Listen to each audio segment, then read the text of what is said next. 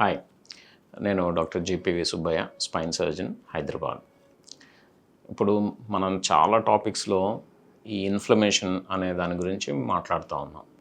ఈ ఇన్ఫ్లమేషన్ అంటే మన శరీరంలో కొన్ని రకాల రియాక్షన్స్ వచ్చి అదొక కెమికల్ ప్రాసెస్ అనుకోండి.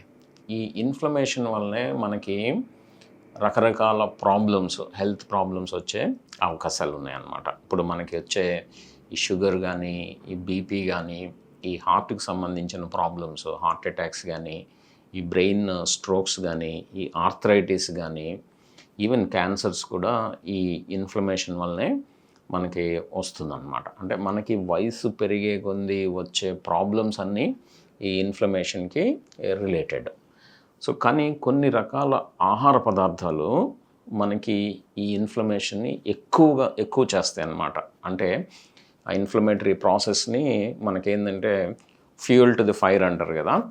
సో అలా మనకి ఇన్ఫ్లమేషన్ ప్రొడ్యూస్ చేయడానికి అవకాశాలు ఉంటాయి. అవి ఏంటి అనేది మనం అంటే రోజువారీ తినే పదార్థాలు అవి ఏంటి అనేది ఒకసారి చూద్దాం. ఫస్ట్ ఏంటంటే ఈ రిఫైన్డ్ కార్బోహైడ్రేట్స్ అంటాం. ఈ కార్బోహైడ్రేట్స్ని అంటే ఏంటంటే మనం తెలుగులో పిండి పదార్థాలు అంటాము. వీటిని రిఫైన్ చేస్తే మనకి ఏదన్నా ఎవరన్నా దాన్ని ప్రిపేర్ చేసేటప్పుడు ఈ కార్బోహైడ్రేట్స్ని రిఫైన్ చేస్తే ఈ రిఫైన్డ్ కార్బోహైడ్రేట్స్ ఈ ఇన్ఫ్లమేటరీ ప్రాసెస్ని పెంచే అవకాశాలు ఉంటాయి అన్నమాట. ఇవి ఏంటి అని చూద్దాం. ఇప్పుడు ఈ బ్రెడ్స్ ఉంటాయి, వైట్ బ్రెడ్. మనం బ్రెడ్స్ చాలామంది ఫాస్ట్గా బ్రేక్ఫాస్ట్ చేసుకొని తినేస్తూ ఉంటారు. సో ఈ వైట్ బ్రెడ్లో ఈ రిఫైన్డ్ కార్బోహైడ్రేట్స్ చాలా ఎక్కువగా ఉంటాయి. రెండోవి మనకి పేస్ట్రీస్ కానీ, ఈ కేక్స్ మనం చాలా సందర్భాల్లో వాడుతూ ఉంటాం. సో ఈ పేస్ట్రీస్, కేక్స్ తయారీలో కూడా ఈ రిఫైన్డ్ కార్బోహైడ్రేట్స్ వాడతాం అన్నమాట. సో వీటి వలన ఇన్ఫ్లమేషన్ పెరిగే అవకాశాలు ఉన్నాయి. దీనివల్ల వచ్చే ఇతరత్ర ఇబ్బందులు. సో మెయిన్గా ఈ రిఫైన్డ్ కార్బోహైడ్రేట్స్ని మనం సాధ్యమైనంత వరకు తగ్గించుకుంటే మంచిది. ఈ రెండోది యాడెడ్ షుగర్స్ అంటాం. మనం రకరకాల రెడీమేడ్ డ్రింక్స్ కానీ, రకరకాల రెడీమేడ్ ఫుడ్స్ తీసుకుంటూ ఉంటాం. వీళ్ళు ఈ ఈ డ్రింక్స్ మనకి తీయగా ఉండడానికి వీళ్ళు షుగర్స్ యాడ్ చేస్తూ ఉంటారు. ఈ యాడెడ్ షుగర్స్ ఎక్కువగా ఈ ఫ్రక్టోజ్ అనే ఒక షుగర్ ఉంటుందన్నమాట. ఈ ఫ్రక్టోజ్ వలన తీపి ఎక్కువగా వస్తుంది.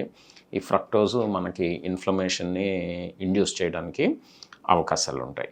సో ఏంటి అని చూస్తే ఇప్పుడు మనకి రకరకాల ఈ కూల్ డ్రింక్స్ అవి తాగుతూ ఉంటాం. ఈ కూల్ డ్రింక్స్లో ఈ యాడెడ్ షుగర్స్ చాలా యాడ్ చేస్తూ ఉంటారు. ఇప్పుడు మనం కొంతమంది ఈ కార్న్ఫ్లేక్స్, సెరియల్స్ అనేది తింటూ ఉంటారు ఆరోగ్యానికి మంచిదని చెప్పి. వీటిల్లో కూడా యాడెడ్ షుగర్స్ చాలా ఎక్కువగా ఉంటాయి అన్నమాట. సో ఈ యాడెడ్ షుగర్స్ వలన ఈ ఇన్ఫ్లమేషన్ పెరుగుతుంది. సో ఇన్ఫ్లమేషన్ వల్ల మనకి ఇబ్బందులు వచ్చే అవకాశాలు ఉన్నాయి.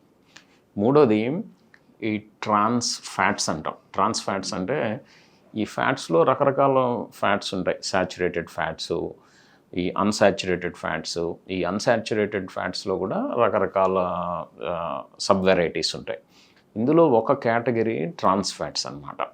ఈ ట్రాన్స్ ఫ్యాట్స్ మనకి బ్యాడ్ ఫ్యాట్స్ అంటే ఏం చేస్తాయంటే మన బ్యాడ్ కొలెస్ట్రాల్ని పెంచుతాయి. ఈ ఎల్డిఎల్ కొలెస్ట్రాల్ అంటాం కదా, ఈ గుడ్ కొలెస్ట్రాల్, హెచ్డిఎల్ కొలెస్ట్రాల్ని తగ్గిస్తాయి అన్నమాట. ఈ ట్రాన్స్ ఫ్యాట్స్ ఎగ్జాంపుల్ ఈ మార్గరిన్స్. మనం చాలా మార్గరిన్స్ అని మనకు అందుబాటులో ఉంటాయి. ఇంకోటి ఈ బేక్డ్ ఫుడ్స్ ఉంటాయి కదండి. ఈ బేక్డ్ ఫుడ్స్ ఎక్కువ కాలం స్టోర్ చేయడానికి ట్రాన్స్ ఫ్యాట్స్ వాడతారు. సో ఈ స్టోరేజ్డ్ బేకరీ ఐటమ్స్ సాధ్యమైనంత వరకు అవాయిడ్ చేస్తే మంచిది. ఇంకొక ఫుడ్ ఏంటంటే ప్రాసెస్డ్ మీట్స్ అంటాం. మనం ఏదన్నా ఇప్పుడు రెడీమేడ్ మీట్ ప్రోడక్ట్స్ అంటే మన ఆఫ్ ది షెల్ఫ్ తీసుకునేవి రకరకాల కొన్ని మన ఇంటికి వచ్చి చికెన్ ఐటమ్స్ కానీ, లేకపోతే ఫిష్ ఐటమ్స్ కానీ రెడీమేడ్ మనకి అందుబాటులో ఉంటాయి. సో ఈ ప్రాసెస్డ్ మీట్ తయారు చేసే దాంట్లో భాగంగా ఈ ప్రాసెస్ చేసేటప్పుడు మేము ఏజీఈస్ అంటాం, అడ్వాన్స్డ్ గ్లైకేషన్ ఎండ్ ప్రోడక్ట్స్ అంటాం అన్నమాట. ఇవి రిలీజ్ అవుతాయి. ఈ ఏజీఈస్ ఈ ఇన్ఫ్లమేషన్ని కాజ్ చేస్తాయి అన్నమాట. ఇన్ఫ్లమేషన్ ఎక్కువగా వస్తుంది ఈ ఏజీఈస్ వలన. సో ఈ ప్రాసెస్డ్ మీట్ కూడా, అంటే రెడీమేడ్ మీట్ కూడా తీసుకోవడం తగ్గిస్తే మంచిది.